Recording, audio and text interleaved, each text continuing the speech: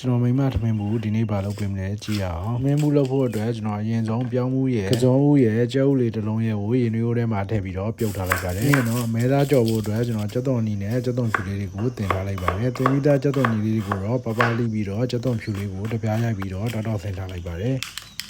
အမဲသားကြော်ဖို့အတွက် sauce ကိုတော့ပဲငယ်မြာကြီးရဲ့ခရူးစီနဲ့ပန်ဆန်ရဲ့မီရင်နဲ့စားလေးထည့်ပြီးတော့နယ်ထားလိုက်ပါတယ်အမဲသားကြော်ဖို့အတွက်တော့အိုးထဲမှာစီးထည့်ပြီးတော့ကြက်သွန်ဖြူနဲ့ကြက်သွန်နီလေးစီးထည့်ပြီးတော့အမဲသားလေးတွေထည့်ပြီးကြော်ထားလိုက်ပါတယ်အမဲသားလေးတွေနည်းနည်းကြက်ပြီးဆိုရင်တော့ခုနကလှုပ်ထားတဲ့ sauce လေးလောင်းထည့်ပြီးတော့အန်လေးမွေးလာအောင်လို့10မိနစ်လောက်ထပ်ကြော်ထားလိုက်ပါတယ်နောက်ဆုံးမှာတော့ကျွန်တော်ငရုတ်ကောင်းလေးထည့်ပြီးတော့အမဲသားကြော်လေးကိုချထားလိုက်ပါတယ်ပြုတ်ထားတဲ့ပြောင်းမှုလေးတွေရပြီဆိုရင်တော့ဓာတ်နဲ့လှီးယူထားပြီးတော့စလုံးထဲမှာထည့်ထားလိုက်ပါတယ်။ပြီးသားပြောင်းမှုလေးတွေကိုတော့ထောဘက်ရဲ့စားရငရုတ်ကောင်းရင်ထည့်ပြီးတော့ထောဘက်လေးတွေကိုပြောင်းမှုအပူချိန်လေးနဲ့ရေပျော်သွားပြီးတော့ရသာလေးနှံ့သွားအောင်လို့မှွေထားလိုက်ပါတယ်။ပုတ်ပြီးသားကစုံလေးတွေကိုလည်းအတုံးသေးလေးတွေလှီးပြီးတော့ထမင်းဘူးထဲမှာထည့်ထားလိုက်ပါတယ်။ပြီးရင်တော့ခုနကနေထားတဲ့ပြောင်းမှုလေးတွေကိုလည်းထမင်းဘူးထဲမှာထည့်ပြီးတော့ထမင်းအနှဲငယ်ကိုလည်းထည့်လိုက်ပါတယ်။မနက်စာအတွက်ကိုလည်းထမင်းလေးပြင်ထားပြီးတော့အပေါ်ကနေကြော်ထားတဲ့အမဲသားလေးထည့်လိုက်ပါတယ်။ထမင်းဘူးထဲကိုလည်းမဲသားလေးထည့်ပြီးတော့ကြောက်ပြုတ်လေးထည့်ပေးလိုက်ပါတယ်နေ့လည်သာစားပြီးတော့ချိုတဲဖို့အတွက်လိမ္မော်သီးလေးနှလုံးလည်းထည့်ပေးလိုက်ပါတယ်